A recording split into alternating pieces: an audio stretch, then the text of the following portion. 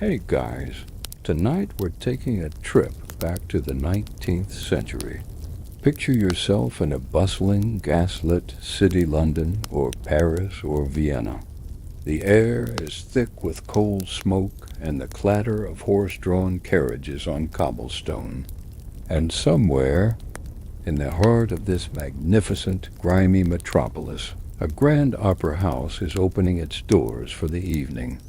You have a ticket, but not for the velvet-lined boxes.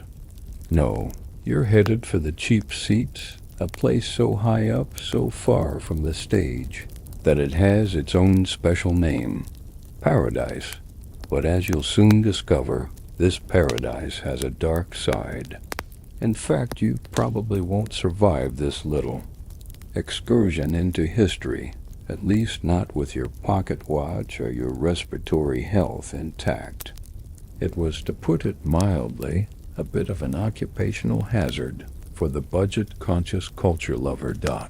So, before you get comfortable, take a moment to like the video and subscribe, but only if you genuinely enjoy what I do here. It's always a huge encouragement. And in the comments below, let me know where in the world you're listening from and what time it is for you. I love seeing how far these little stories travel. Now, dim the lights, maybe turn on a fan for that soft background hum, and let's ease into tonight's journey together. The decision doesn't come easily. You're sitting in your small, sparsely furnished room as the gray afternoon fades into a murky, gaslit evening. Outside, the endless sounds of the city churn on.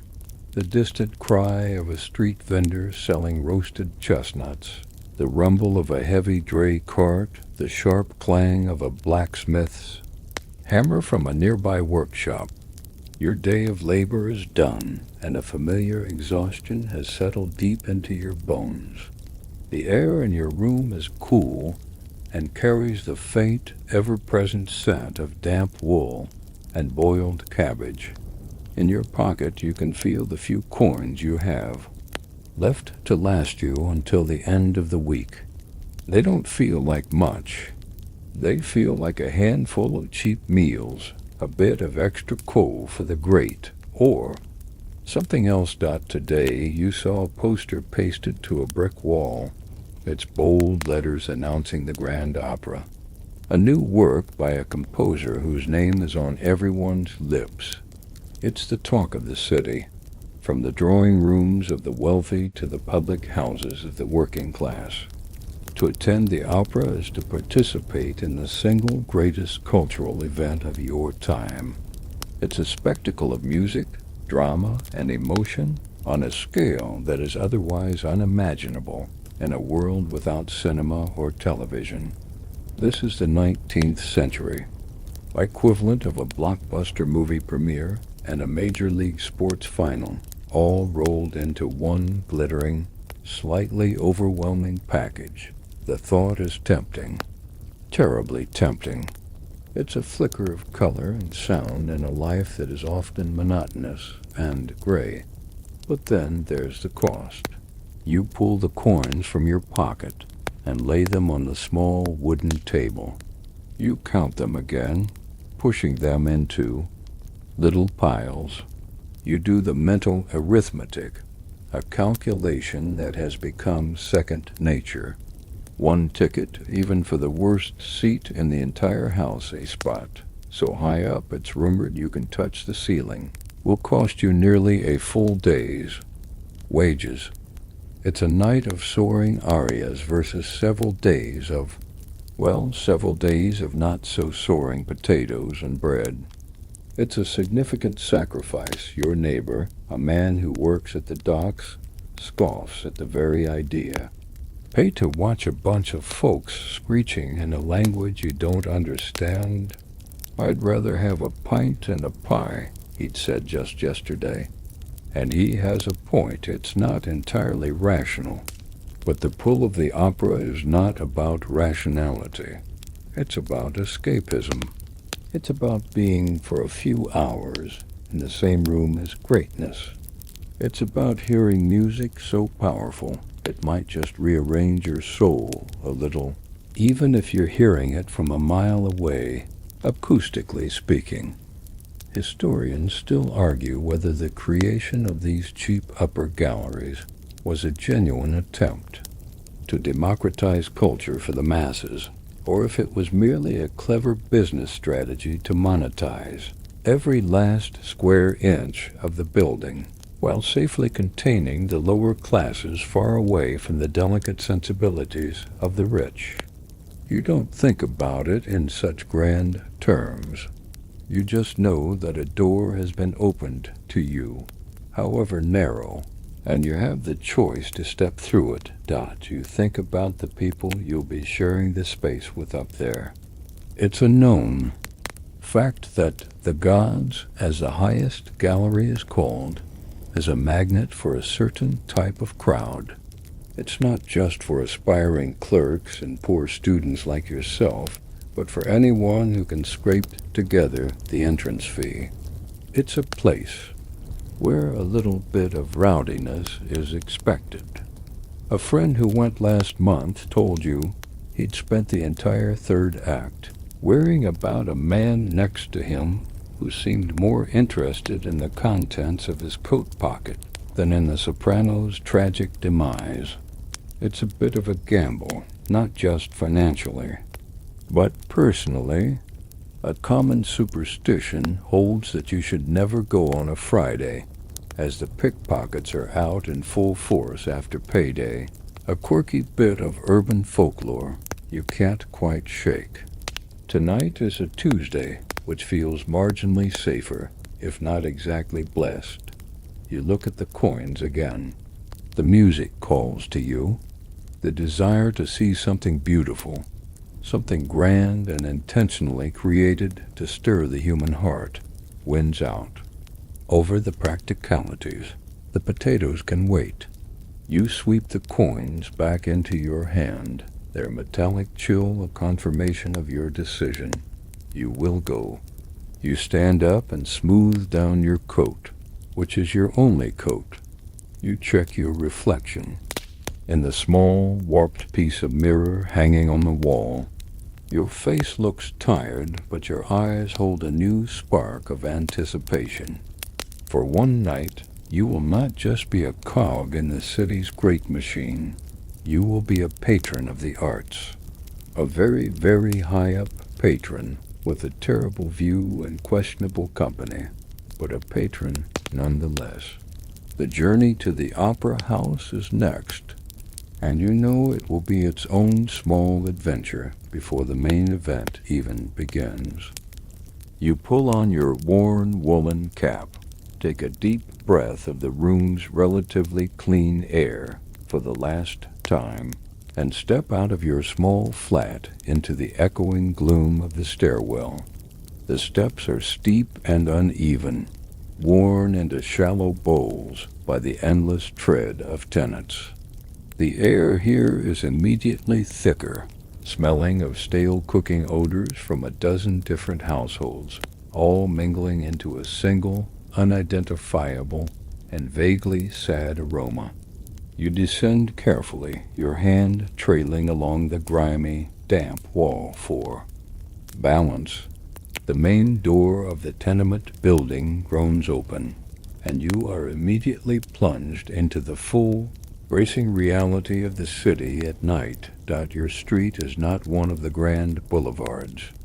It's a narrow, canyon-like lane where the tall, soot-stained buildings on either side seem to lean in toward each other, blocking out what little remains of the twilight sky. There is no pavement to speak of, only a treacherous expanse of cobblestones, slick with a thin, glistening layer of mud and something worse. This is where the infamous urban perfume of the 19th century really hits you, a complex blend of wet earth, horse manure, coal smoke, and the faint, sharp tang of human waste. A popular and grimly factual joke of the time is that you can identify any major city by its unique stench. You don't doubt it for a second. You begin your trek, your eyes constantly scanning the ground to avoid the deepest puddles and the most suspicious-looking piles of refuse. It's a well-known fact that many households, lacking any sort of modern sanitation, simply toss their rubbish and wastewater out of the windows. The result is an obstacle course that would challenge a modern-day athlete, and you are navigating it in flimsy, worn-out shoes. At a particularly wide and viscous-looking crossing, a young boy with a shockingly dirty face and a makeshift broom darts out from a doorway. "Sweep you a path, Governor? Only a halfpenny." He chirps. These are the crossing sweepers, a common sight in the city's muckier districts. You shake your head with a tight, apologetic smile and risk a small leap over the mire. That halfpenny is part of a ticket dot as you turn onto a slightly larger, more populated street. The chaos intensifies. The narrow way is choked with a tangle of humanity. Drunks stumble out of a brightly lit gin palace, their loud, slurring laughter echoing off the brickwork. A man pushes a cart laden with oysters, shouting his prices. Two women in shawls huddle in a doorway, whispering fiercely. You clutch the coins in your pocket, your knuckles white. This is the part of the journey that requires the most vigilance. The city's new police force is a common sight in the wealthier districts, but in neighborhoods like this, their presence is sparse. Historians debate the true effectiveness of these nascent city police forces in their early years, questioning whether they were a genuine deterrent or more of a token presence. From your perspective, you're on your own. It's every man for himself. The darkness is a character in itself. The gaslights, hailed as a miracle of the modern age, are spaced far apart. They cast a flickering yellow-green glow that creates more shadows than it dispels. For every pool of light, there is a vast patch of profound, inky blackness in between, perfect for a pickpocket to melt into, or for someone with more violent intentions to wait for a mark.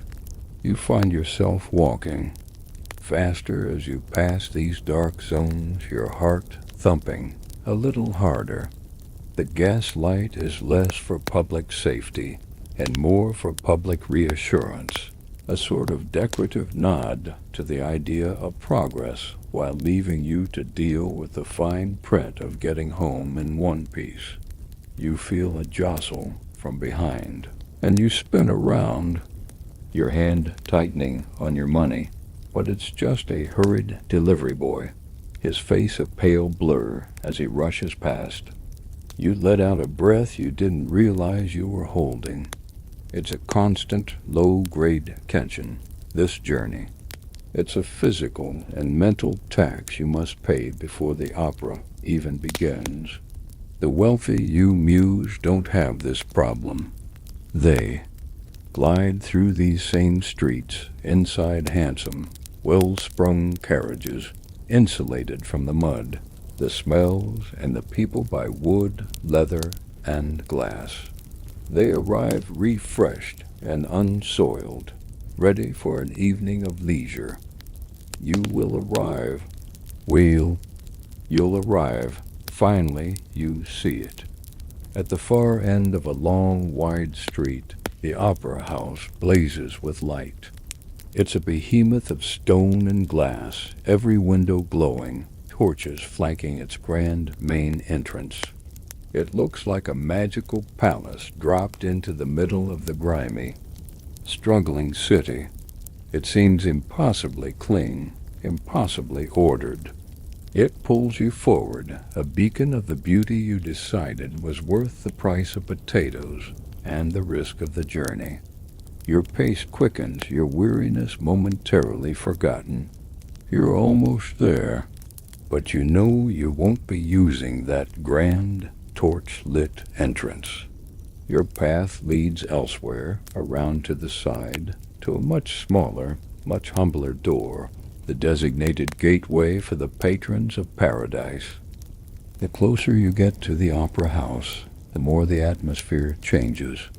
The narrow, oppressive lanes give way to a grand square, and the air itself seems to thin out, losing some of its grimy texture.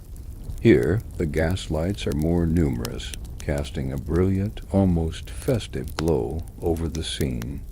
The building itself is overwhelming, a masterpiece of neoclassical architecture with towering columns, ornate carvings, and a forest of statues staring down from the roofline.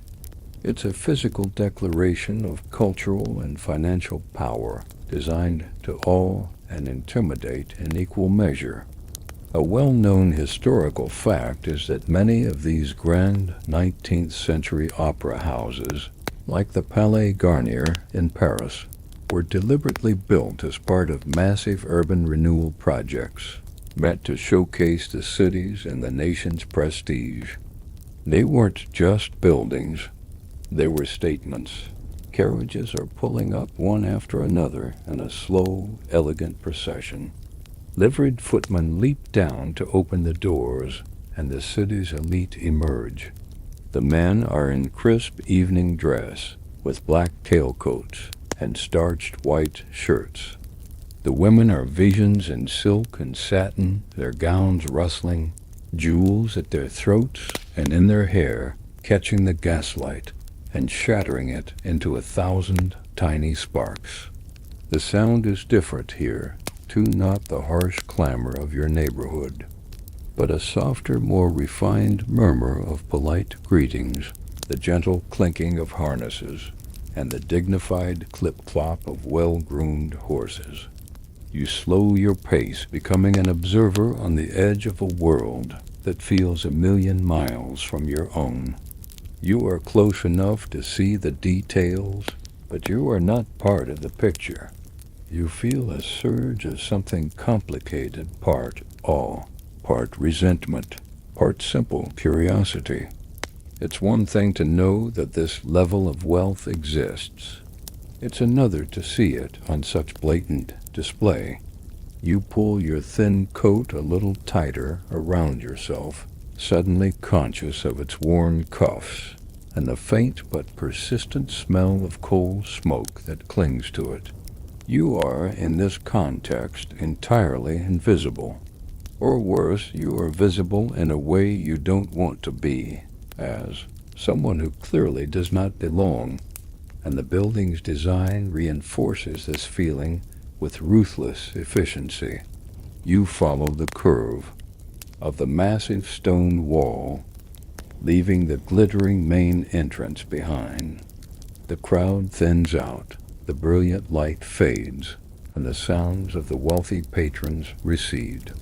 You are now walking along the side of the building in the relative shadow, and there it is, a small, plain, almost hidden door.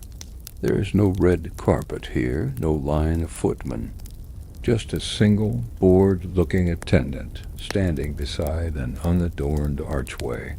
A simple sign, perhaps painted on a wooden board, might read, "Gallery" or "Amphitheater." This is your entrance. You join a small, shuffling queue of people who look much more like you. There are students with books tucked under their arms, young clerks with ink stains on their fingers, soldiers in off-duty uniforms, and a few women in modest bonnets and shawls.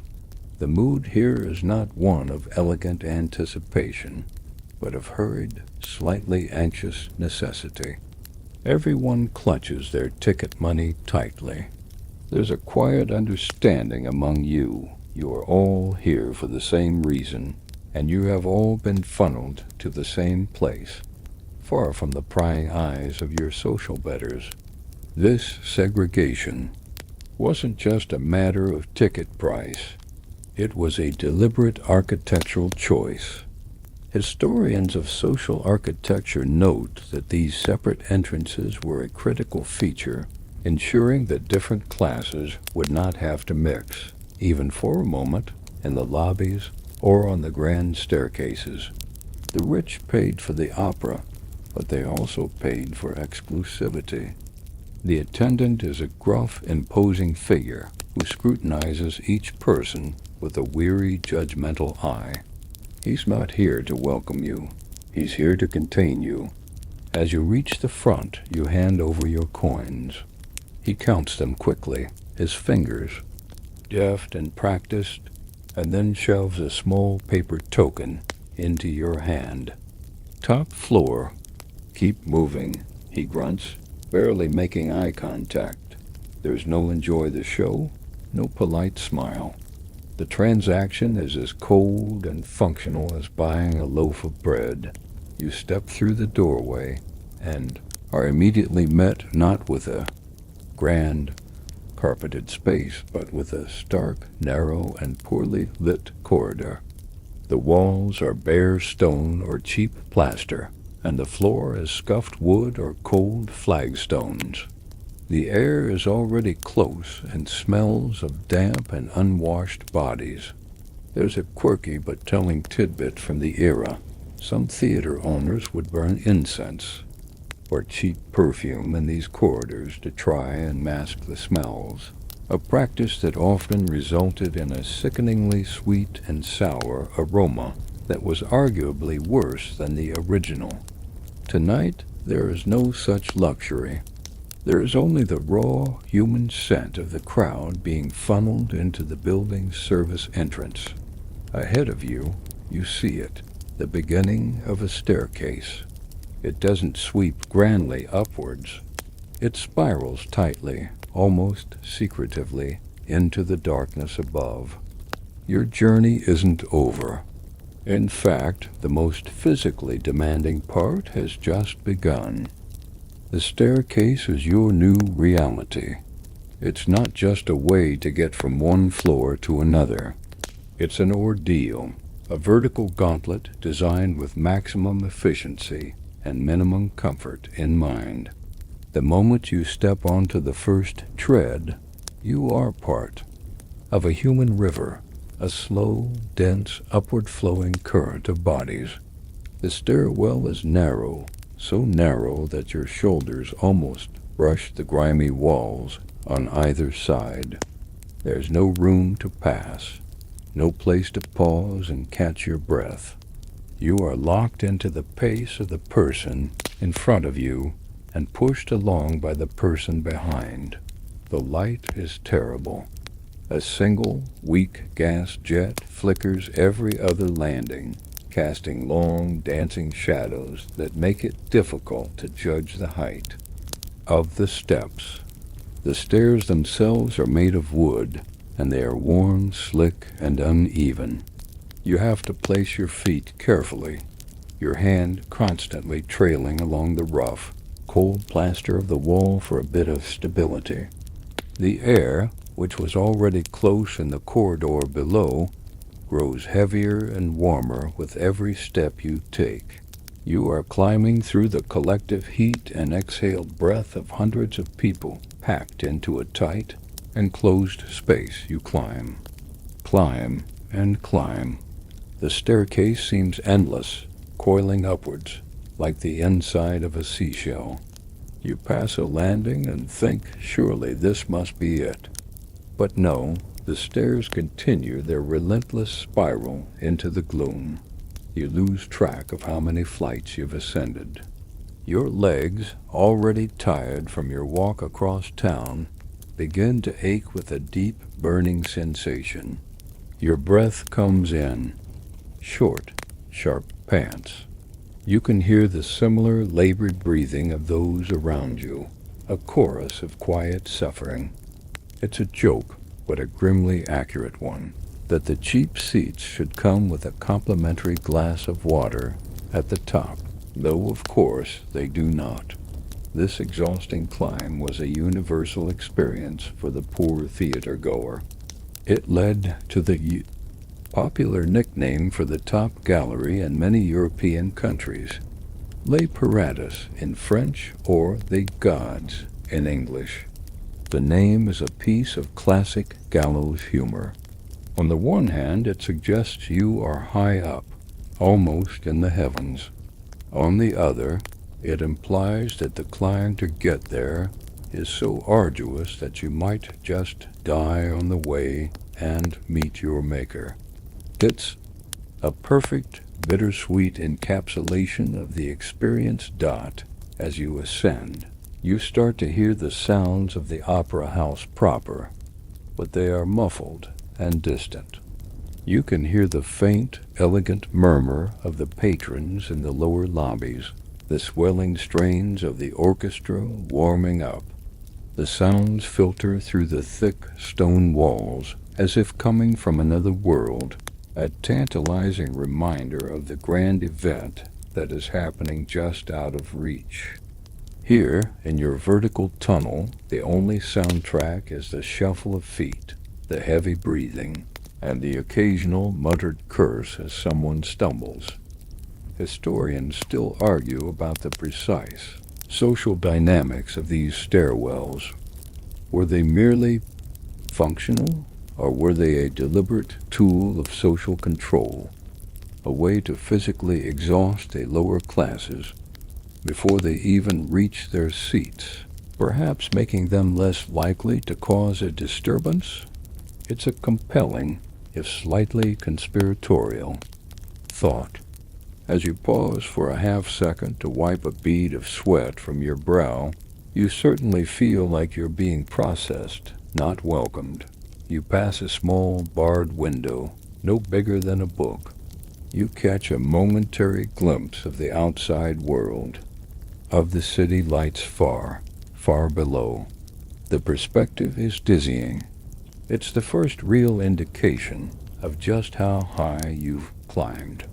It feels less like being in a building and more like scaling a cliff face.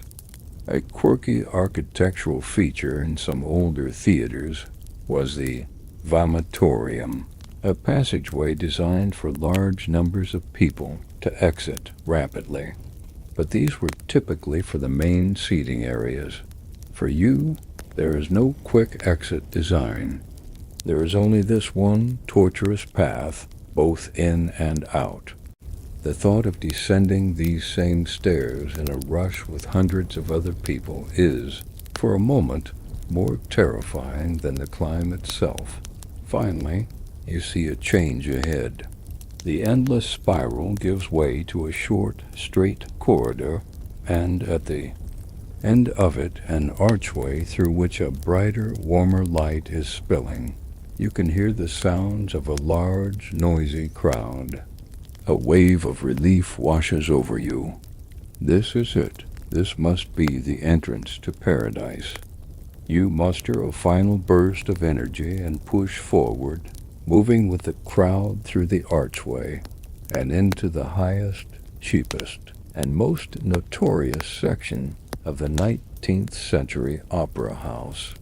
The air hits you like a physical blow, and the view, such as it is, finally opens up before you. You step out of the narrow corridor and into the gallery itself, and the change is immediate and overwhelming. It's like emerging from a tunnel into a vast, noisy, and incredibly warm cave.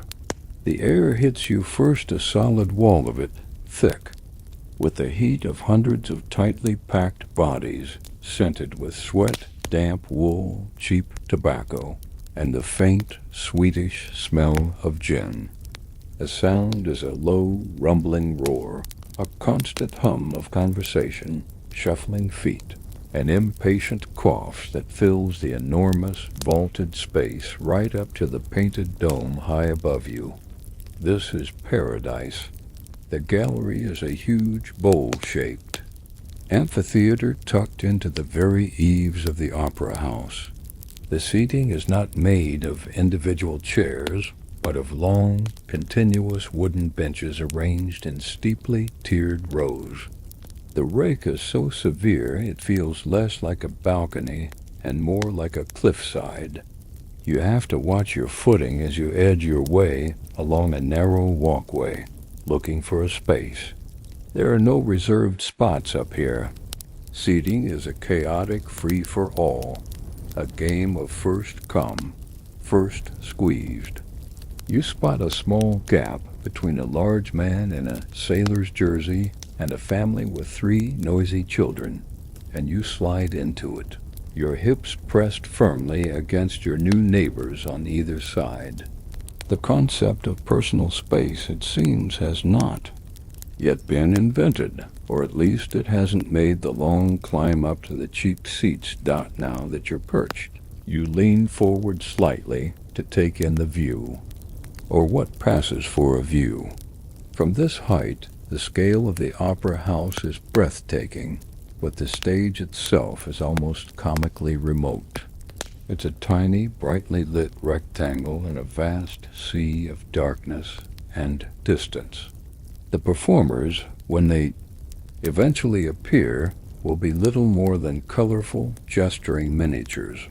You realize with a sinking feeling that you won't be able to see any facial expressions or subtle, dramatic movements.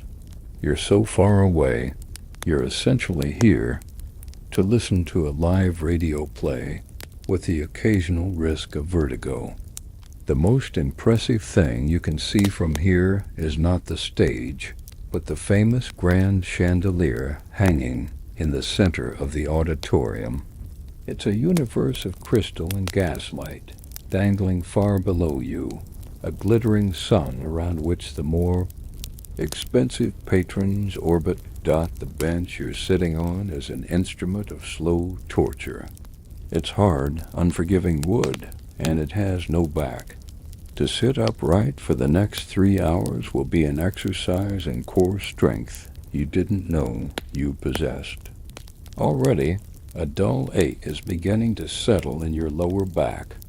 You look down at the rows below you, the dress circle. The boxes, and you can just make out the plush, velvet-covered armchairs the wealthy are sinking into. The contrast is stark and intentional. Your discomfort is the price of admission. It's a well-known historical fact that these upper galleries were often built with backless benches, not just to save money, but to cram as many paying bodies into the space as possible. Maximizing revenue was paramount, and patron comfort up here was at best an afterthought. You lean back for a moment and your head nearly touches the low sloping ceiling of the dome, which is painted with allegorical figures of muses and angels.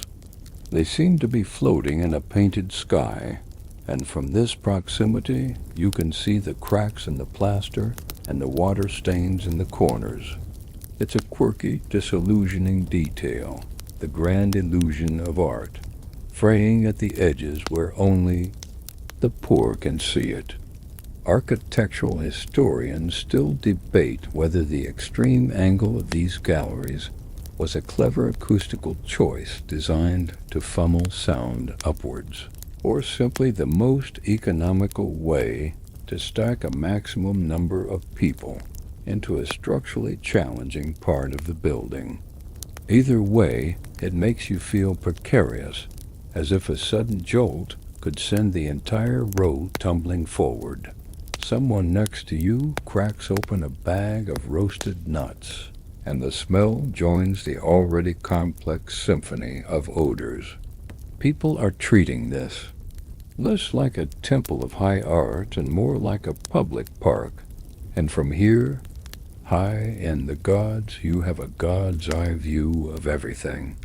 This, you realize, is the one unique advantage of your position.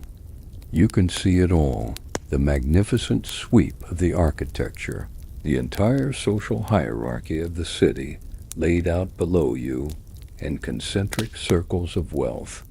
You can see the aristocrats in their private boxes visiting with each other as if they were in their own drawing rooms. You see the middle-class families in the main stalls, sitting stiffly and proudly. And up here, You are part of the loud, living, breathing, and slightly fragrant masses. For better or worse, this is your seat. Now you just have to endure it. You try to settle in, shifting on the hard wooden bench to find a position that is marginally less uncomfortable. As the minutes tick by and the auditorium continues to fill, the initial wall of heat intensifies. The air becomes palpably thick, heavy, and stagnant. Every breath feels used, a second-hand mixture of carbon dioxide, human sweat, and the lingering fumes from the gas lights. You can feel a thin film of moisture on your skin. Up here, under the vast roof, with no open windows and hundreds of bodies, radiating heat, the air circulation is practically non-existent. It's a sealed container, slowly cooking its occupants. This oppressive atmosphere begins to awaken a deep, primal fear, one that is far more immediate and terrifying to a 19th century city dweller than the fear of a bad performance. This is the fear of miasma, or foul air.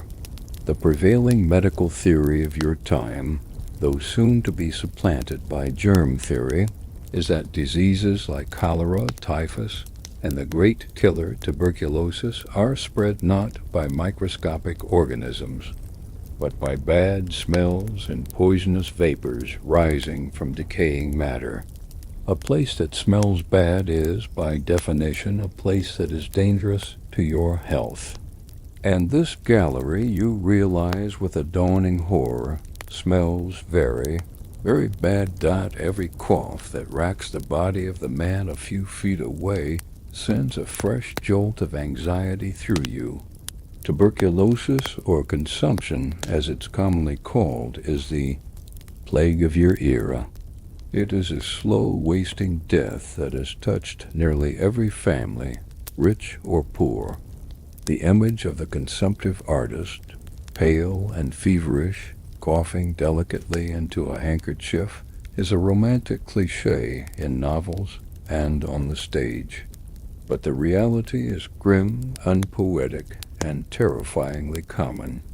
A well-known fact of the period is that tuberculosis was the leading cause of death in many Western cities, responsible for as many as 1 in 4 fatalities. And everyone believes it hangs in the very air they breathe. You find yourself instinctively taking shallower breaths, as if you can somehow filter out the poison. You try not to think about the invisible cloud of miasma you are surely inhaling, a concoction of exhalations from 100 strangers with 100 unknown ailments. The heat makes it worse, amplifying every scent and making the air feel suffocating. You can feel your heart beating a little faster, a subtle panic setting in. Is this headache from the lack of oxygen, or the first sign of a fever? Is that tickle in your throat just from the dust, or something more sinister taking root? It's a strange and unsettling paradox. You have come to the opera, a place of sublime beauty, only to be confronted with the visceral fear of your own mortality. The great dramas that will unfold on the stage tables of love, betrayal, and tragic death are mirrored by the silent, internal drama of health anxiety playing out in the cheap seats. Historians and medical anthropologists continue to debate the psychological impact of miasma theory on the daily lives of ordinary people, but it's clear that it created a world of constant, low-level paranoia about one's environment. An uncleaned street, a crowded room, a foul odor, these weren't just unpleasantries. They were direct threats. You notice a man nearby discreetly holding a scented handkerchief to his nose, a common practice among those who could afford such a small luxury. It's a futile gesture, but a telling one. A quirky and rather desperate. Fringe belief of the time was that certain strong scents, like camphor or vinegar, could actively purify the air and ward off disease. People would carry small bags of herbs or wear lockets containing a sponge soaked in vinegar, creating a tiny personalized bubble of safe air around them. You have no such protection. You have only the shared, contaminated atmosphere of the gods. The great irony, of course, is that while the theory of miasma was wrong, the conclusion was accidentally right. Crowded, poorly ventilated spaces are breeding grounds for disease. The airborne transmission of pathogens like the tuberculosis bacterium means that this gallery is, in fact, an incredibly efficient mechanism for spreading respiratory illness. You and your fellow patrons are breathing each other's germs, passing infections back and forth in the warm, humid air. You are seated in what a modern epidemiologist would call a public health nightmare. You just don't have the scientific language to describe it correctly. All you have is the ancient instinctual knowledge that this place feels unhealthy, that this air feels dangerous. And as the lights in the main hall begin to dim, signaling the start of the performance, you take one more deep, hesitant breath and hope for the best. With the house lights lowering, a new level of intimacy, whether you want it or not, is forced upon you. The general roar of the crowd in the gallery subsides into a restless, expectant murmur, but the proximity of your neighbors becomes more acute in the gloom. The huge man in the sailor's jersey next to you shifts his weight, and you are pressed even more firmly against the family on your other side. You can smell the cheap gin on his breath more strongly now, a sweet, cloying scent. That momentarily overpowers the general musk of the room. He lets out a low, rumbling belch that seems to vibrate through the wooden bench. You flinch but say nothing. Complaining is not an option up here. It would be seen as putting on airs, a violation of the unspoken code of the gallery. The family. To your left is a chaotic unit. The mother is trying, with little success, to shush the two youngest children, who are fidgeting and whispering loudly about sweets. The father, a thin man with a perpetually worried expression, keeps glancing nervously around as if he's expecting to be thrown out at any moment. Your situation is a perfect illustration of the gallery's social composition. While it was a haven for genuine, if poor, lovers of art students, clerks, aspiring artists, it was also the only place in the theater affordable for those simply looking for a cheap night out, a roof over their heads for a few hours, or a place to continue their drinking in a semi-public setting. This mix of intentions creates a volatile and unpredictable audience. A famous historical fact is that theater managers in the 19th century held the gallery audience in a mixture of contempt and fear. They were a crucial source of revenue, but also a constant threat to the order and decorum of the performance. They were known for being the most vocal, demonstrative, and unruly section of the house. You are not just a spectator. You are sitting in the middle of a potential riot, waiting for a spark dot as the overture begins, the glorious music swelling up from the distant orchestra pit. You witness the strange duality of the gods. Some people around you fall silent, there, faces rapt, leaning forward to catch every note. They are the ones who, like you, saved their pennies for this. They are here for the art, but others seem entirely indifferent. The man next to you begins a quiet, slurred conversation with a friend in the row behind him. A bottle is passed discreetly from hand to hand. In the row in front, a couple is engaged in what can only be described as an amorous wrestling match. This is when you become aware of another, more insidious threat, the pickpocket. In the semi-darkness, with bodies pressed so close together, the conditions are perfect for a thief.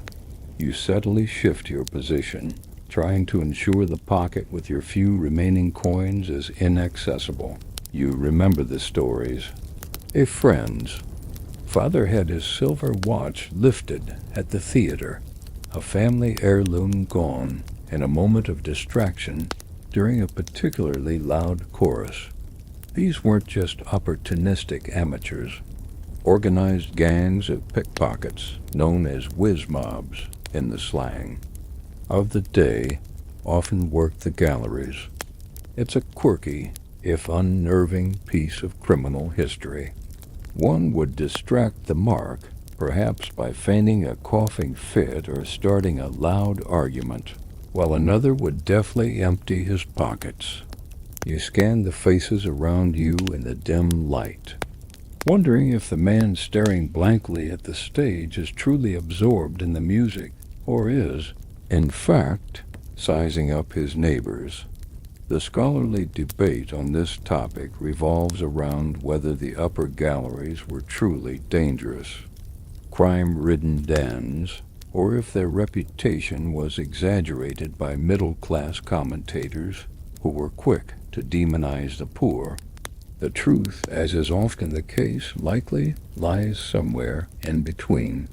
While not every person in the gallery was a criminal, the environment was undeniably chaotic and provided ample cover for those with larceny in their hearts.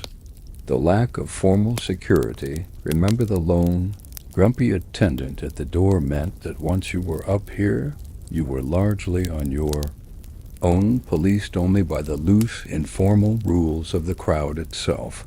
A loud SHHH, commies from a few rows back, directed at the talkers. The sailor next to you turns and bellows, "Mind your own business." A brief, tense exchange of insults follows before another voice yells, "Shut your gobs, the pair of ya. We're trinna listen." A fragile peace is restored, but the tension remains. The performance on stage is a grand, sweeping tragedy, but you are acutely aware that a dozen smaller, less elegant dramas are unfolding all around you. You are not in a pristine concert hall.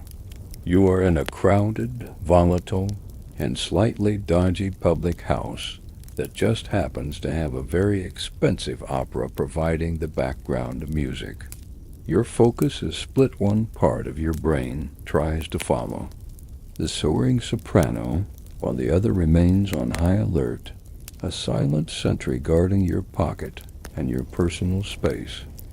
As your eyes adjust to the gloom, you start to notice the source of the light that illuminates the magnificent spectacle below, the gaslight. It's a marvel of modern technology, a significant improvement over the dim, smoky, and foul-smelling oil lamps and candles that preceded it. The grand chandelier is a blazing sun of gas jets, and thousands more known as burners are concealed along the front of the stage as footlights and in the wings, casting a brilliant, steady glow on the performers. This innovation is what allows for the stunning theatrical effects and the sheer brightness of the production. It is, without a doubt, a miracle of the age, but as you sit there, feeling the oppressive heat radiating down from the ceiling and up from the stage, you can't escape a chilling thought. Every single one of those beautiful, brilliant lights is a tiny, open flame. The entire cavernous building is illuminated by thousands of them, and the air, you realize, is not just thick with human breath. It's laced with the faint but unmistakable smell of raw, unburned gas. You can see the lights flicker and dance. In an unseen draft, their flames hypnotic and menacing. Your anxiety about airborne disease begins to share space with a much more immediate and explosive fear, the fear of fire. Theaters in the 19th century were, to put it bluntly, magnificent, highly flammable death traps. This is not an exaggeration. It is a stark historical fact. The combination of open gas flames, vast quantities of dry wood, and acres of painted canvas scenery and fabric curtains created a perfect storm for catastrophic fires.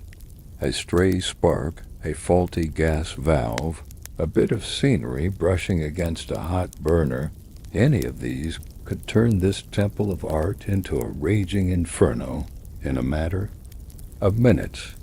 You look at the stage set, a painted forest of impossible grandeur. It's beautiful from this distance, but you know it's just canvas stretched over flimsy wooden frames, painted with flammable chemicals. The costumes of the performers are made of cotton, muslin, and silk, all materials that would go up like a torch. You remember hearing the news last year about a theater in another city. Was it Vienna? Or was it Nice? That burned to the ground mid-performance, with hundreds of casualties. Stories like that are horrifyingly common. Every city has its own tale of a theater disaster, the open scholarly debate among historians of technology centers on why gaslight was adopted so enthusiastically despite its obvious dangers. Was it pure hubris, a blind faith in progress? Or was the demand for brighter, more spectacular entertainment so intense that owners and audiences were willing to accept the colossal risk? From your hard bench in the gallery, the answer feels simple. The show must go on, even if it might kill you. You suddenly become aware of the fire safety measures, or rather the lack thereof. You see no sprinklers, no fire extinguishers.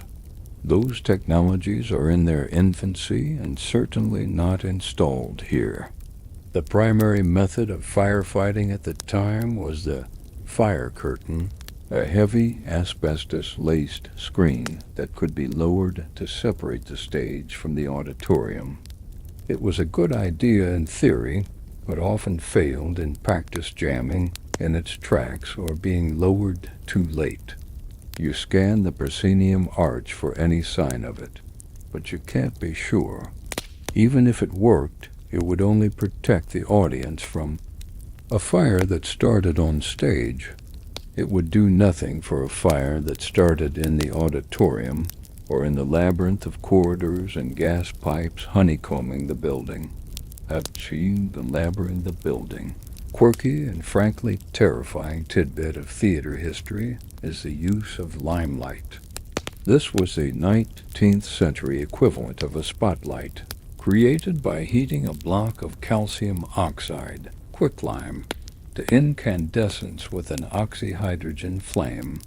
It produced a brilliant focused beam of light, but it was also, essentially, a small, contained, high-temperature explosion being operated by a stagehand in the wings, surrounded by flammable materials. It's a miracle, you think, that any theater survived a single performance.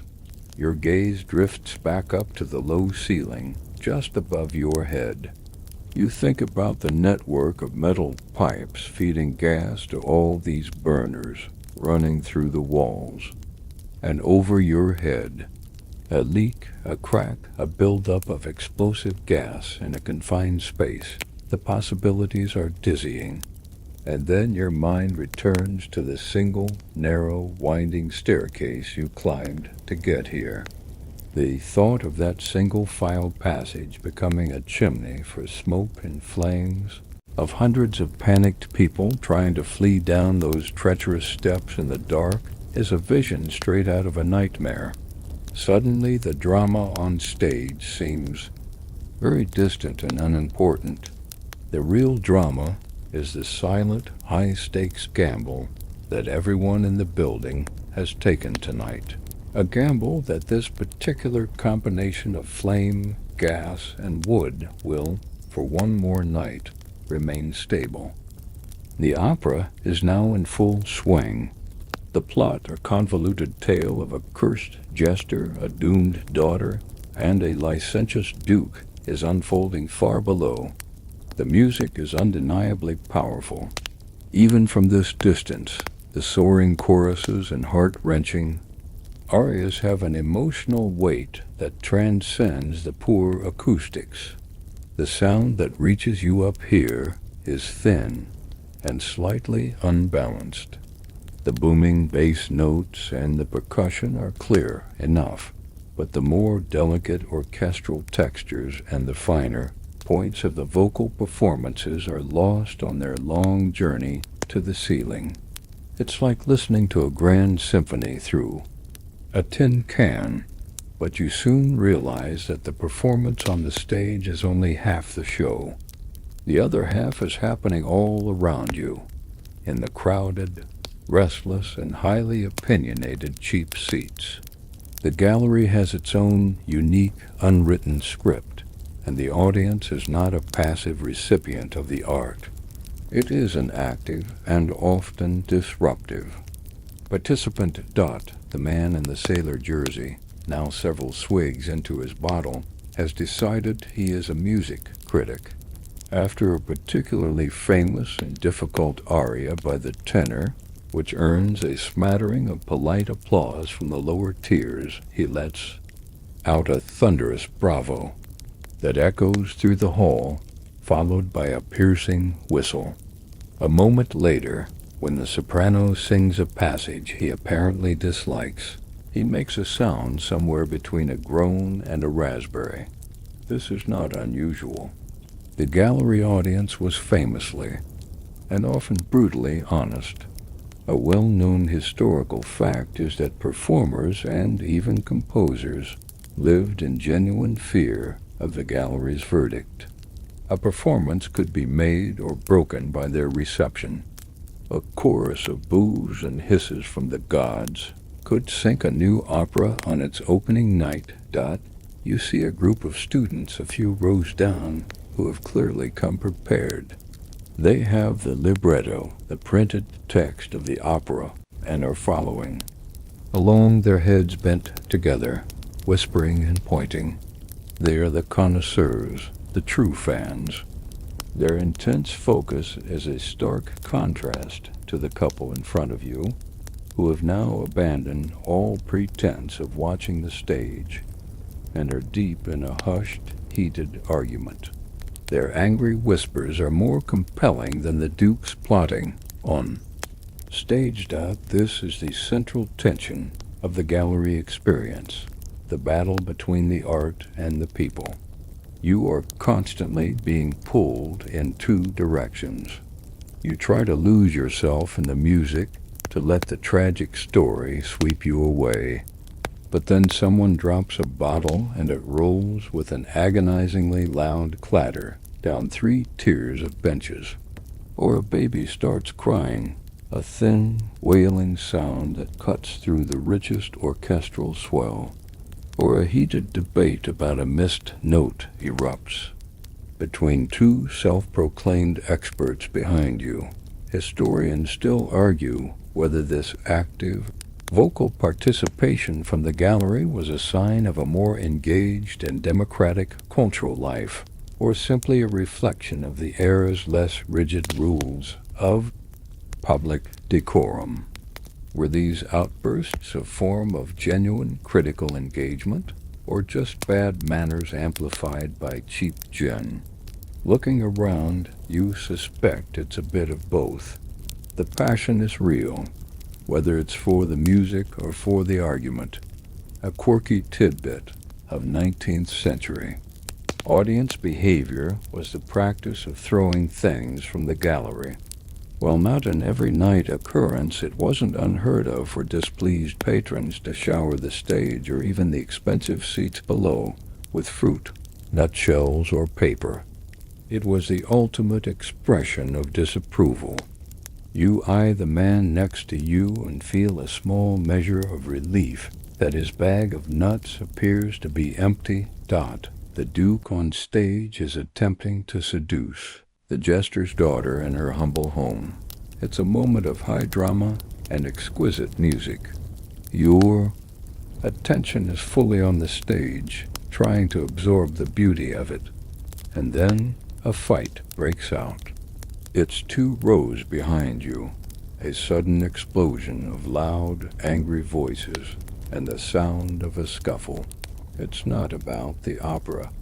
It's about a territorial dispute over bench space or a spilled drink. People stand up to see, craning their necks. Others yell at them to sit down. The small pocket of chaos ripples outwards, a wave of distraction washing over your entire section. The guards, if there are any assigned to the gallery, are nowhere to be seen. The brawl eventually subsides, sputtering out into a string of muttered threats. But the spell is broken.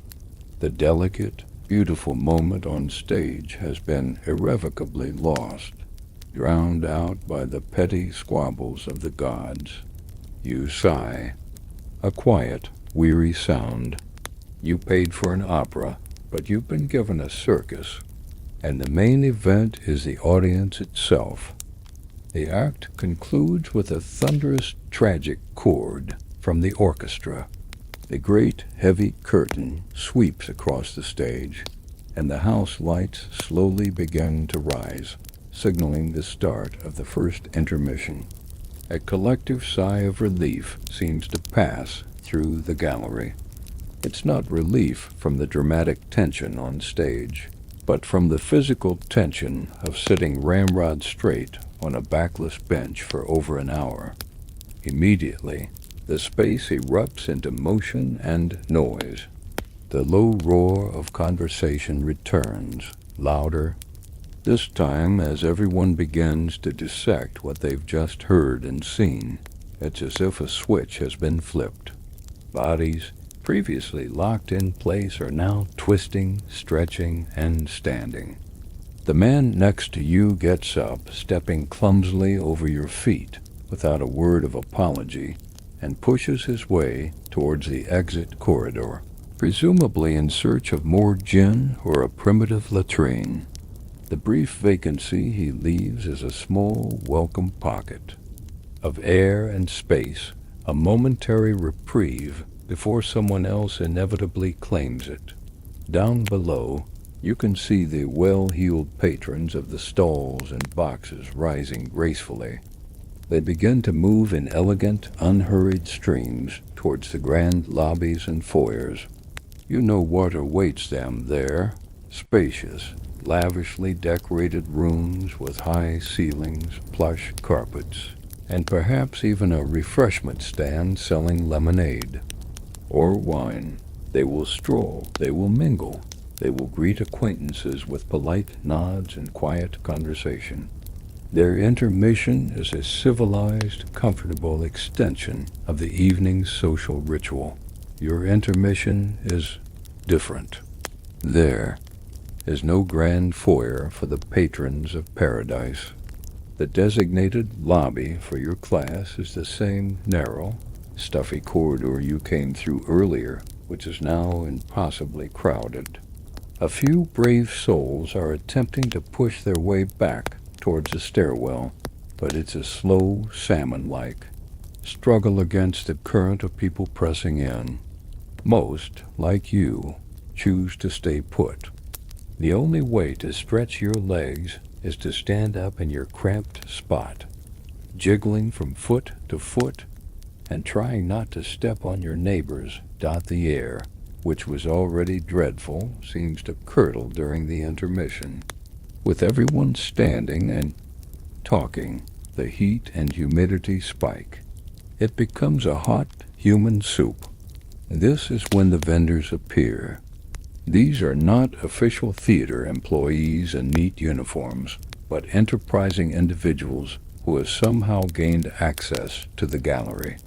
A boy with a wooden tray strapped around his neck weaves through the crowd, shouting, "Oranges! Sweet oranges!" Another man has a small cask of what he claims is beer, dispensing it into tin cups for a penny. It's a microcosm of street commerce, transported 100 feet into the air. A well-known historical fact is that this kind of informal, semi-legal vending was common in the cheaper parts of theaters, a practice theater managers officially forbade but often turned a blind eye to, as it helped keep the rowdy gallery patrons pacified. You watch the scene, a part of it, yet detached. The students near you are having an animated debate about the soprano's technique, their voices earnest and full of passion. The family to your left is sharing a small, lumpy meat pie they've smuggled in, the savory smell of it a strange addition to the gallery's complex aroma. The two men who were fighting earlier are now sharing a flask, their argument apparently forgotten, or at least postponed. It's a chaotic, vibrant, and thoroughly exhausting slice of life.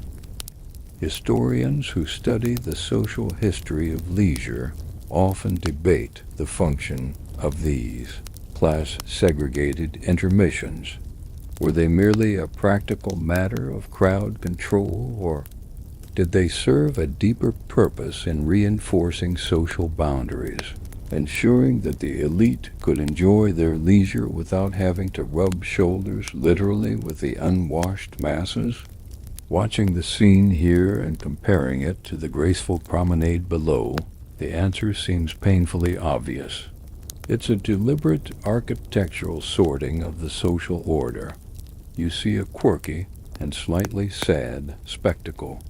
A young woman, clearly, trying to emulate the fashions of the wealthy ladies below, has taken a small hand mirror from her purse and is adjusting her bonnet.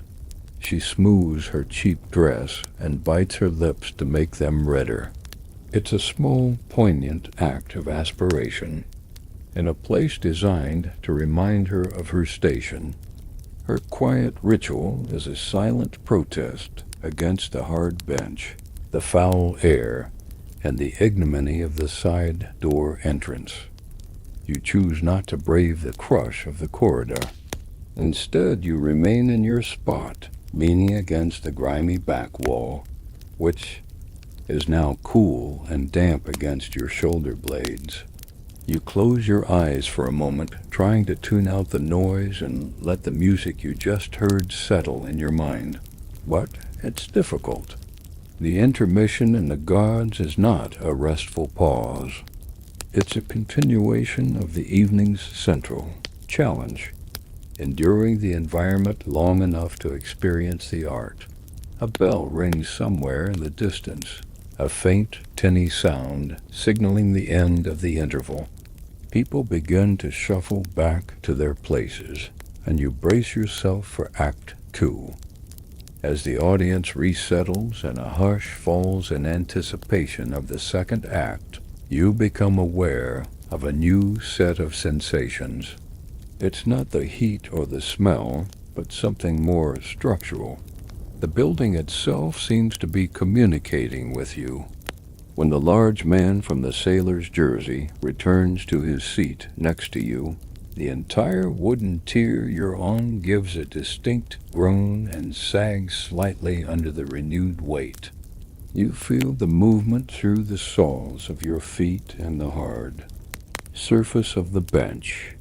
It's a subtle, unsettling tremor, a reminder that you are perched on a massive, man-made structure that is subject to the laws of physics. Your mind, already primed for anxiety, latches on to this new fear, the fear of structural collapse.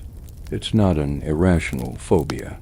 The 19th century was a period of ambitious and often experimental construction. Engineers were pushing the boundaries of what was possible with cast iron, wood, and stone, building larger and more complex structures than ever before. But their understanding of material stress and load-bearing dynamics was not always perfect.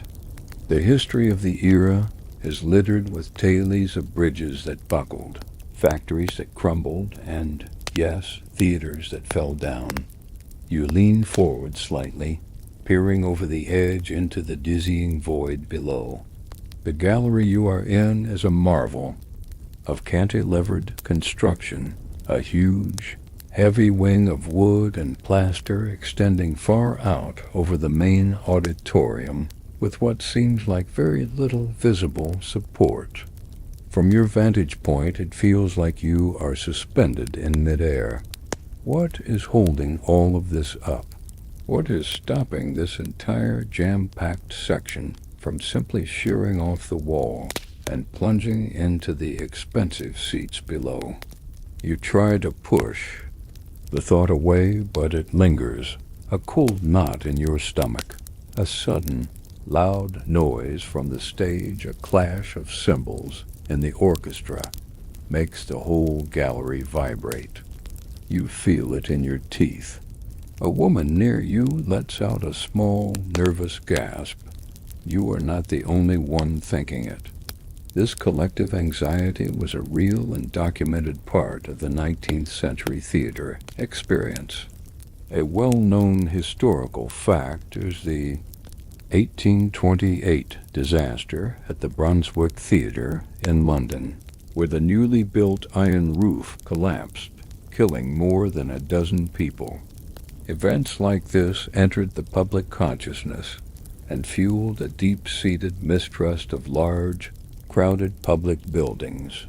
The scholarly debate on this topic centers on whether these fears were justified by the actual rate of accidents, or if they were amplified by a sensationalist press and a general public anxiety about the rapid, often poorly regulated pace of industrial-era construction.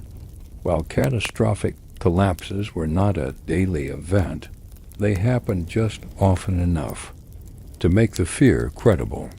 Every time you entered a grand public hall, you were placing a small bet that its builders had done their sums correctly. You start to notice things you hadn't before. A long, thin crack in the plaster of the ceiling above you. The way the floor seems to slope just a little too steeply. The rhythmic creaking of the wooden structure every time the audience shifts its weight in unison.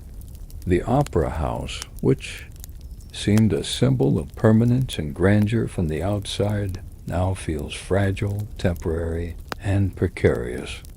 It feels like a living thing, groaning under the strain of its own weight and the weight of the thousands of souls it holds.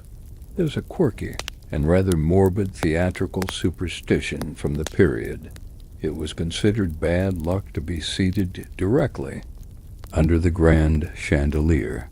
While most people worried about it falling, the more practical fear was of hot wax and grease dripping from the old-style candle or oil fixtures. With the new gas chandeliers, the fear shifted to falling shards of glass from a fixture that had overheated and cracked. Up here in the gods, you are far from the chandelier, but you have your own unique structural anxieties. You are not worried about something falling on you. You are worried about being the thing that falls. The opera continues, a story of love and betrayal unfolding on the distant stage. But now there's a new, unnerving soundtrack to the performance, the groans and sighs of the building itself, each crescendo from the orchestra, each thunderous round of applause from the audience. Below sends a fresh tremor through your perch. You find yourself sitting unnaturally still, as if your own movements might be the final straw that brings the whole enterprise crashing down. The fear is contagious. a silent, shared secret among the inhabitants of the gallery. You have braved the dangerous streets, the foul air, and the threat of fire, only to be confronted by the fear that the very floor beneath your feet might give way. The cheap seats, it turns out, come with a price that can't be measured in coins.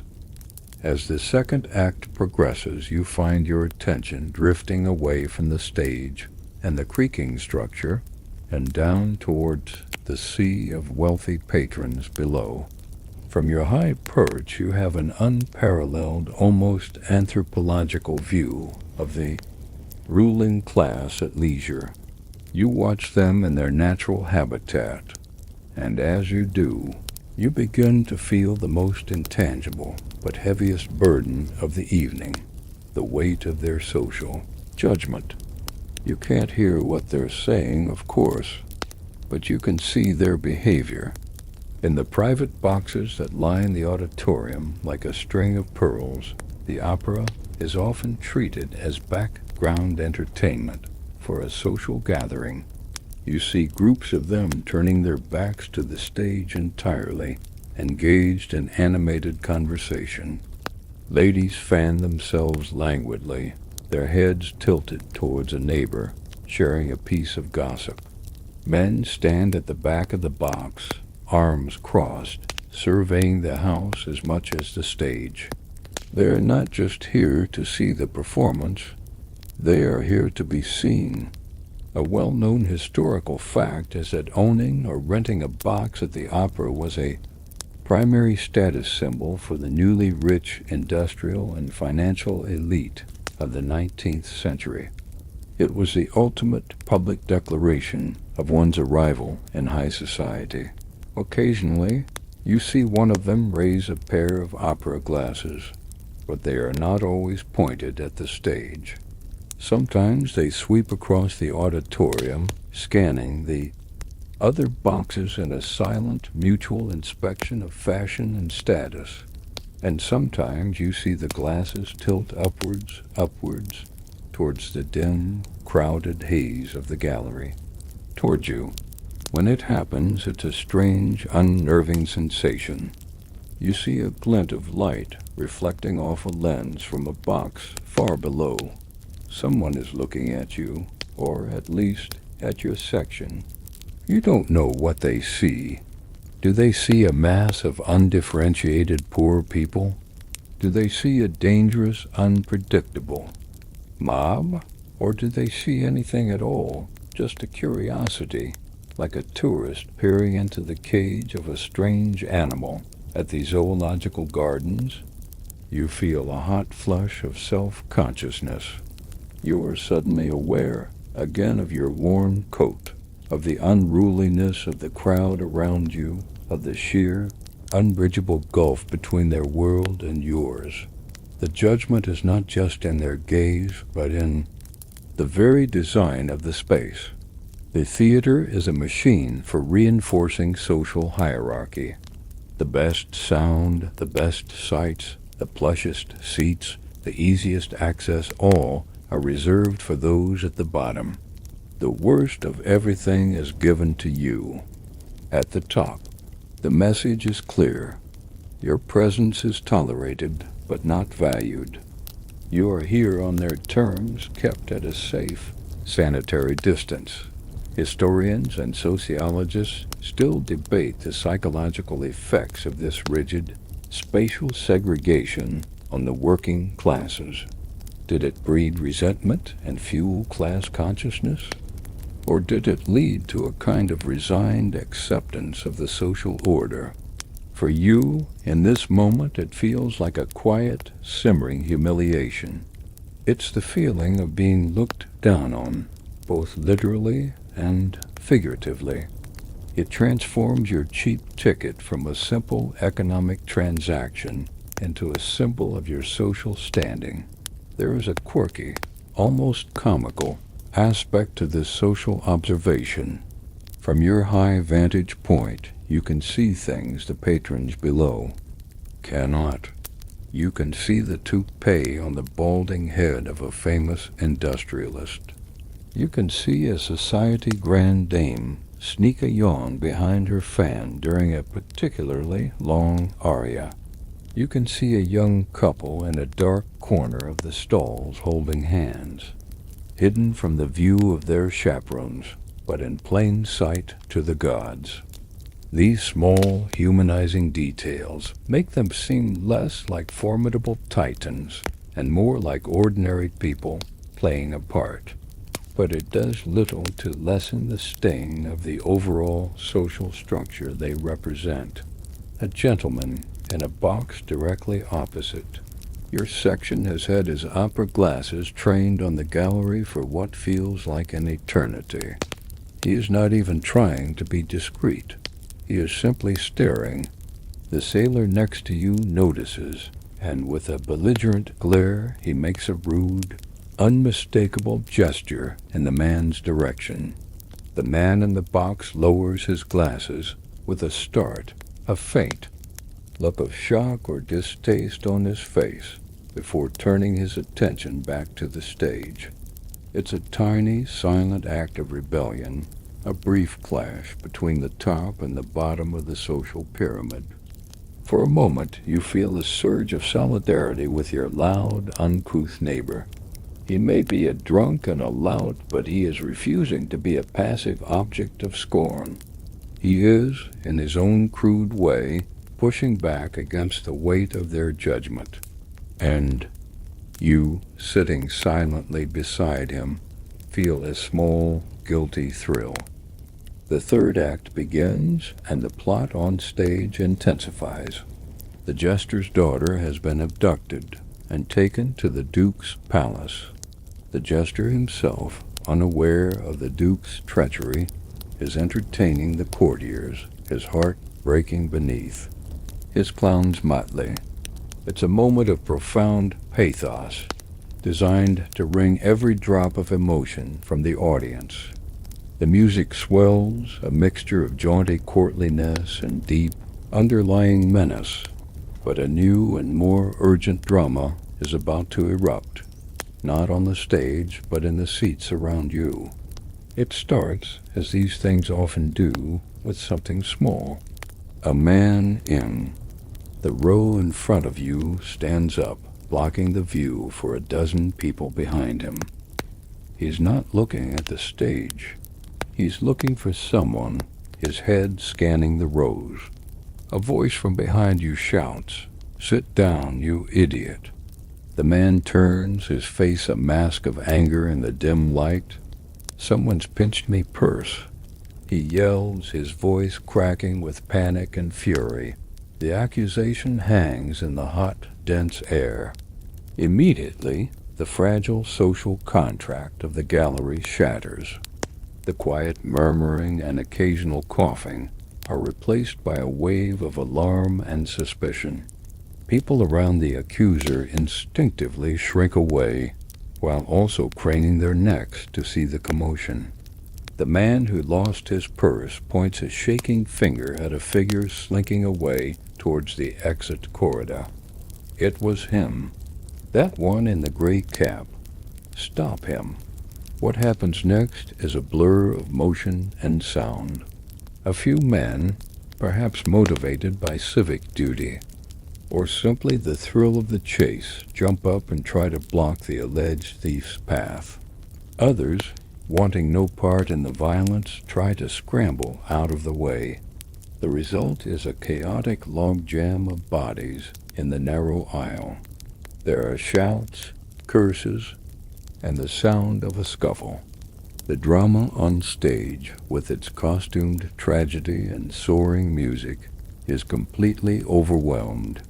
The real show is now right here, a raw, desperate conflict in the cheap seats. You are caught in the middle of it.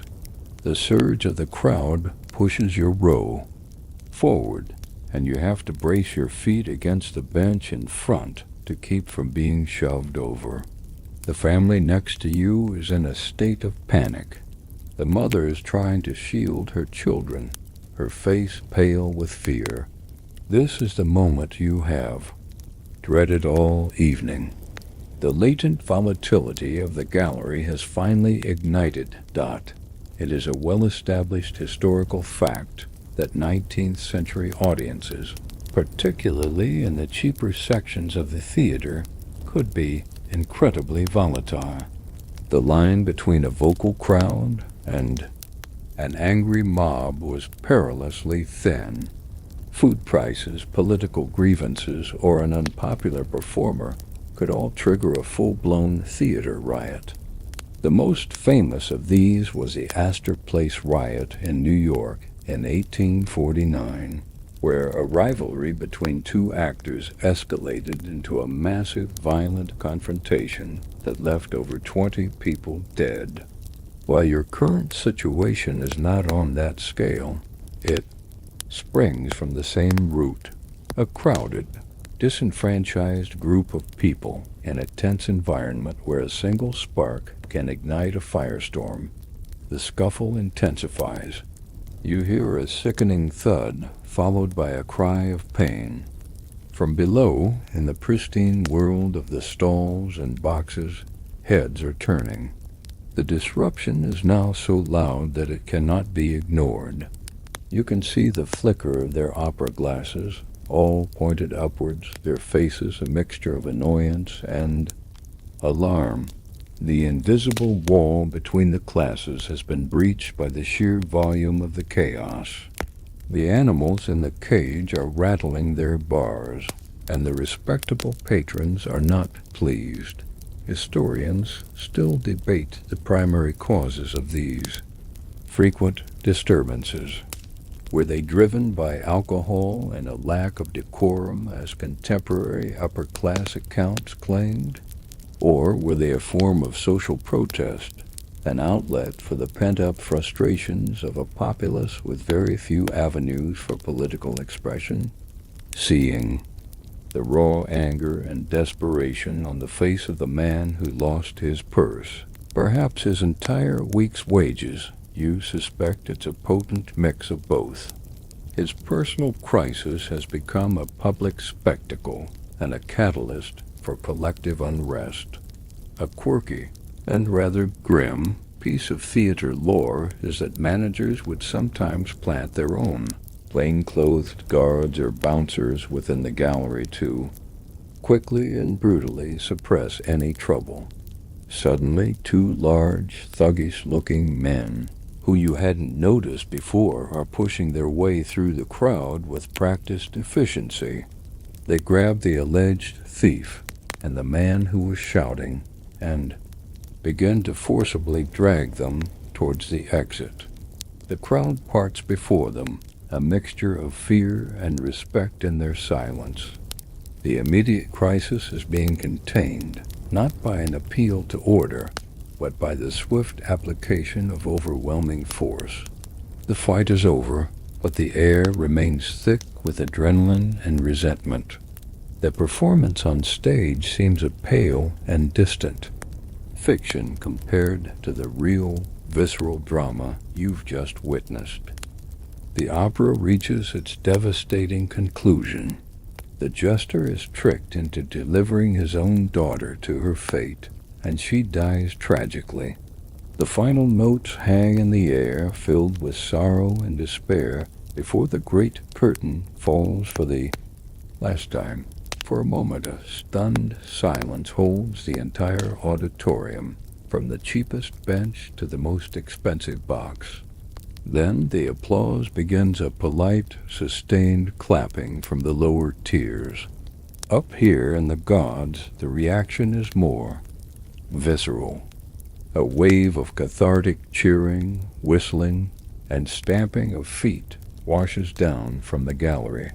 A loud, heartfelt tribute to the emotional journey they've just witnessed, despite all the distractions. But this moment of artistic unity is fleeting. The instant the house lights come up, a new and urgent instinct takes over, the desperate need to escape. The show is over, and the shared experience immediately dissolves into a frantic, individual race for the exit. Everyone in the gallery is on their feet at once, A single thought electrifies the crowd. That one narrow, winding staircase is the only way down for hundreds of people. The memory of the slow, arduous climb up is now inverted into a terrifying vision of a chaotic, panicked descent. A massive human logjam is inevitable, and no one wants to be at the back of it. You are swept up in the immediate, powerful surge toward the exit corridor. It's no longer an orderly queue, but a jostling, competitive crush. You have to plant your feet and use your shoulders to hold your ground, to keep from being knocked over. The politeness of strangers vanishes, replaced by a primal, every man for himself mentality. Get out of the way. Someone barks behind you. An elbow digs sharply into your ribs.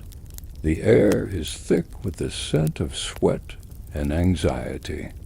You finally reach the corridor and are funneled towards the stairwell. The bottleneck here is immense. The crowd compacts, and you are literally lifted off your feet for a moment, carried along by the sheer pressure of the bodies around you. The heat is suffocating. This, you think, is where the real danger lies. Not in a fire or a collapse, but in a simple crowd crush. It is a well-known fact that many of the deadliest disasters in public venues are caused not by the initial incident, but by the panicked stampede to escape. People are not burned or crushed by debris. They are trampled and asphyxiated by the mob dot. As you reach the top of the stairs, you see the problem in stark reality. The descent is even more treacherous than the ascent. The flickering gaslight casts deceptive shadows on the worn, slick steps. People are moving too fast, pushing from behind, not looking where they are going. You grip the grimy wall with one hand, your knuckles white, trying to maintain your balance as the human tide propels you downwards. It's a controlled fall more than a walk. Someone stumbles a few steps ahead of you. A collective gasp ripples through the crowd. For a horrifying second, you envision a domino-like cascade of falling bodies down the steep, narrow spiral. But the person catches themselves at the last moment, and the flow continues, unabated, and just as reckless. The scholarly debate around. Crowd dynamics often questions whether panic is the right word for this behavior. Some argue it's not an irrational loss of control, but rather a hyper-rational, albeit selfish, response to a perceived threat, the threat being trapped in the building or simply being the last one out. To you, caught in the terrifying momentum, the distinction feels purely academic. It feels like panic, Doc. You pass the same small barred window you saw on the way up. You catch another glimpse of the city lights, a steady, indifferent world outside. Your vertical prison. You recall a quirky bit of architectural folklore you once heard. That spiral staircases in castles were built clockwise to hinder the sword arm of right-handed attackers climbing up. This staircase, you muse grimly, seems designed to hinder everyone, in every direction, equally. Down, down, down you spiral, your leg muscles screaming in protest. The air gradually becomes cooler and cleaner as you descend, a small sign that the ordeal is nearing its end. Finally, you see the plain wooden door of the side entrance. You are propelled through it in the final surge of the crowd and stumble out into the relative cool of the night air. You take a deep, shuddering breath of the smoky, familiar London air. It has never smelled so sweet. You've survived. You've made it out. The crowd quickly disperses into the surrounding streets, melting back into the city from which it came. The perilous journey is over. Now, all that is left is the long, dark walk home, and the echoes of the evening reverberating. In your mind, you stand for a moment on the damp cobblestones, letting the last of the adrenaline fade. The narrow side street is filled with the dispersing crowd from the gallery, a river of dark coats and weary faces flowing away from the magnificent, still glowing Opera House. The clamor of the descent gives way to the familiar sounds of the city at night, the distant rumble of a cart, the lonely cry of a late-night vendor, the chime of a church clock striking the hour. It's late, much later than you are normally out. You begin the long walk home, your body aching with a unique combination of exhaustion. Your back hurts from the backless bench, your legs burn from the marathon of the staircase, and your mind feels frayed from the constant, low-level vigilance. You instinctively check your pocket. The few coins you had left are still there. It feels like a small, significant victory. You survived the pickpockets, the threat of riots, and the crush of the exit dot as you walk. The evening begins to settle and sort itself in your mind.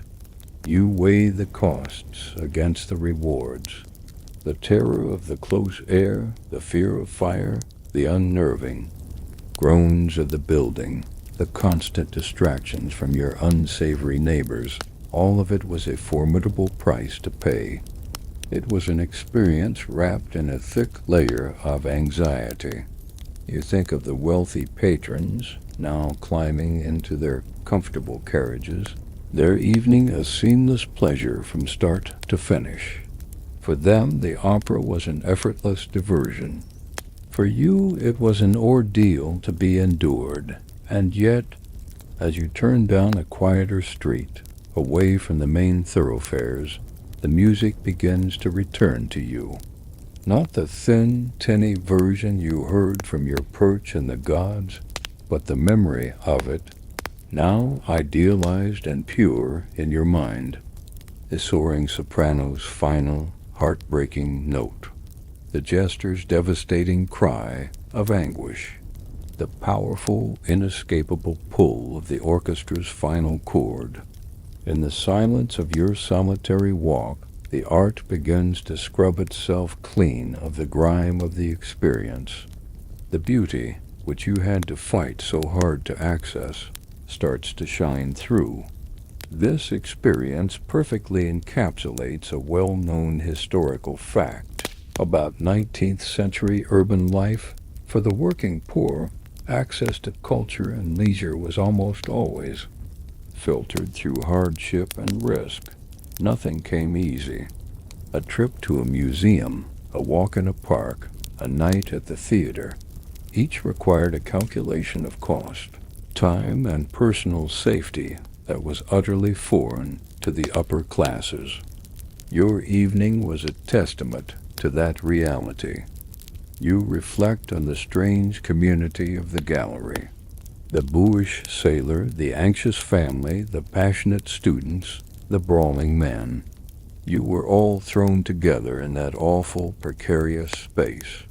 There was no elegance or decorum, but there was a raw, undeniable vitality. There was a shared passion for the music that coexisted with the squalor. Historians still debate the nature of this working-class culture.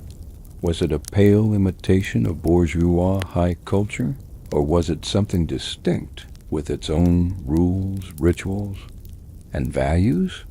Your memory of the sailor's defiant gesture towards the man with the opera glasses suggests it was very much its own world, with its own fierce, if crude, sense of pride. A quirky detail you remember is seeing a mouse scurry along the wall during the quietest part of the third act. It was a tiny, insignificant moment that no one else seemed to notice. A little piece of the building's secret, non-human life A reminder that even in this grand palace of art, the grit of the city was never far away.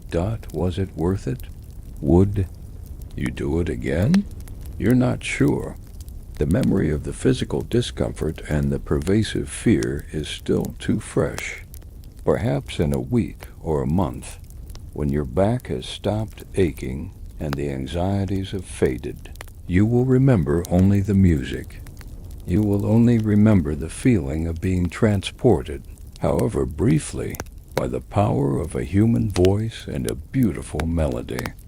You will remember that for a few hours you were part of something grand. You finally reach your own street, your own dark and silent tenement. The journey is over. You climb your own familiar creaking stairs. Let yourself into your small, cold room and light a single candle. The flickering flame illuminates a space that is a world away from the gaslit grandeur of the opera house.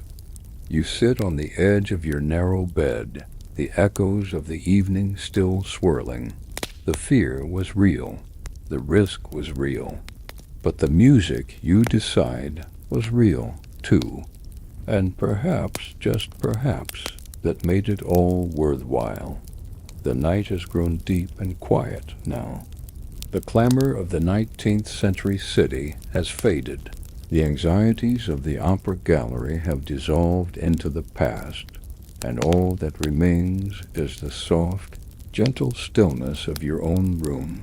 In your own time, the journey is complete. You have walked the muddy streets, climbed the endless stairs, and braved the cauldron of the gods. You have felt the fears and the small triumphs of a person seeking a moment of beauty in a harsh world. Now there is nothing left to do but let go of these echoes of history. Feel the gentle weight of your own blanket, the soft support of your own pillow. Allow the narrative to drift away like a boat sailing off into a quiet, misty sea, leaving behind only peace and tranquility. Let the cadence of my voice be a soft, rhythmic wave, washing over you, carrying away any lingering thoughts, leaving only the deep, calm certainty of rest. Your mind is quiet now. Your body is heavy and relaxed. There is only this moment, this comfort, this slow, easy descent into a peaceful and well-deserved sleep. Sweet dreams.